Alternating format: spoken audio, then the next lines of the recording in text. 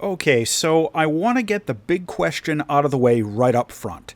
Yes, the XF5U was a real plane, and they actually built a prototype of this thing.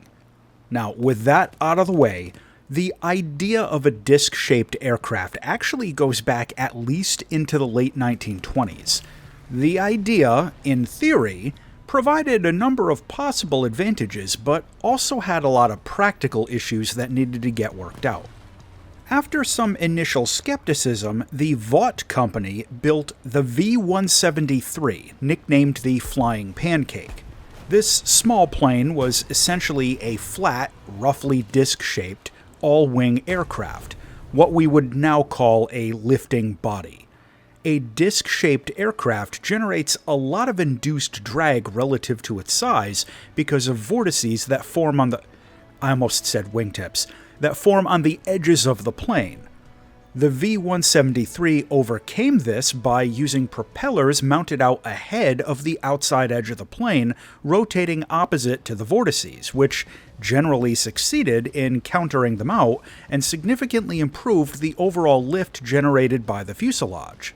The 173 performed well enough during testing at the end of 1942 and into early 1943 to justify development of a prototype fighter based on the concept.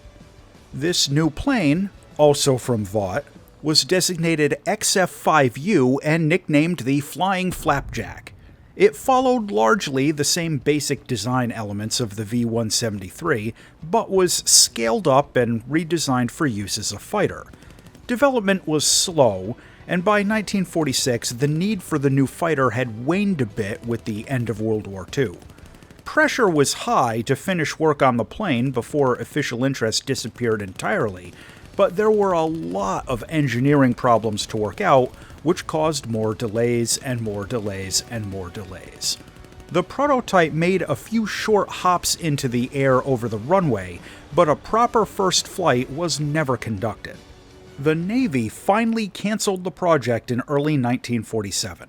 Now, sources disagree if one or two fully complete prototypes were manufactured, but there's a lot of confusion since a lot of the records of the original V-173 were mixed in with the XF5U program, so it's possible that the rumored second prototype was just the older V-173. Regardless, when it was time to scrap the XF5U, its structure was actually so rigid that they had to destroy it using a wrecking ball. Ouch. What we get in War Thunder is the XF5U-1, a naval aircraft in Rank 4 of the American Air Tree at Battle Rating 5.3. This is the main prize from the Dreams Come True event at the end of 2025. This plane's primary weapon is a set of 6 12.7mm M2 Browning machine guns. You get a standard selection of ammo belts, with my personal preference usually being the Universal belt or the Tracers.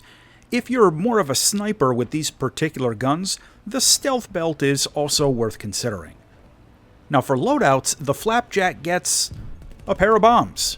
These are mounted externally underneath the plane, and you get 2 sizes to choose from. The flight performance of this plane is unique, and I do mean that literally. It's unlike anything else currently in the game and has a lot of quirks. I'm going to tell you up front that I'm not convinced they gave this thing an appropriate flight model in regards to how the propellers are supposed to counteract the vortices and generate more lift over the fuselage and all that. Regardless, this is what we get. The first thing you're going to notice is that it seems incredibly fast until it suddenly doesn't. The acceleration is weighted very heavily towards the lower end of the power curve, and the Flapjack shoots off the runway ahead of everything else. But then it hits a bit of a brick wall at around 400 kilometers an hour, and the acceleration drops off significantly.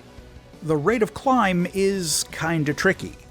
This plane can hang on its props better than basically anything else currently in War Thunder, and again, I mean that literally, as you can maintain a little bit of vertical airspeed in a 90-degree climb straight up.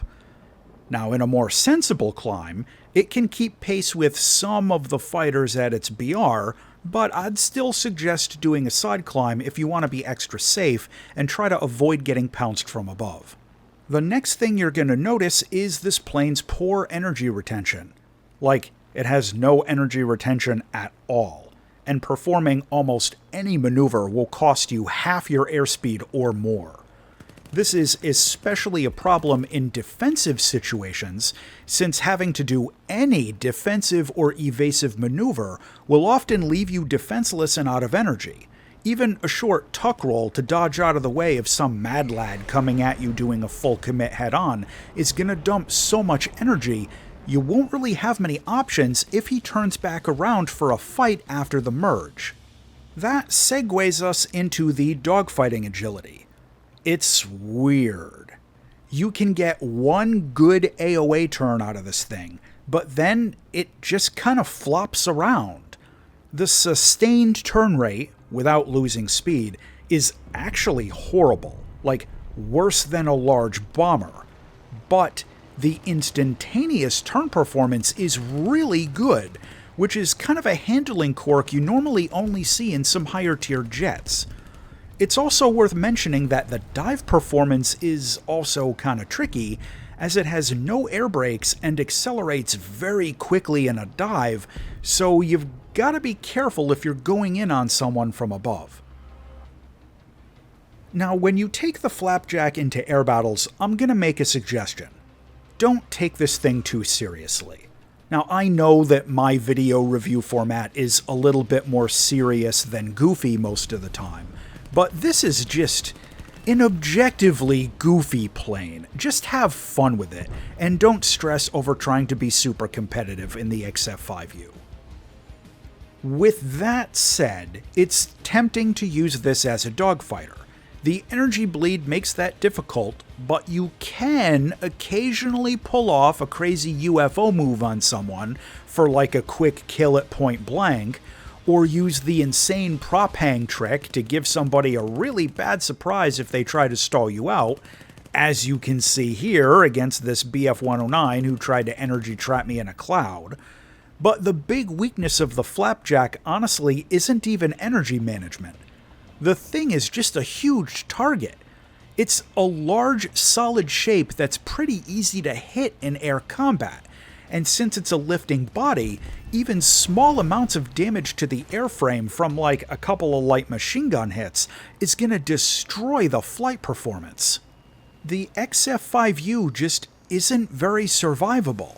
Now, don't get me wrong, the fuselage is quite sturdy, and you'll rarely just get exploded from incoming fire or anything, but light damage will ruin your performance enough to eventually cause a crash, or it'll take out your control lines, your tail will fall off, and so on.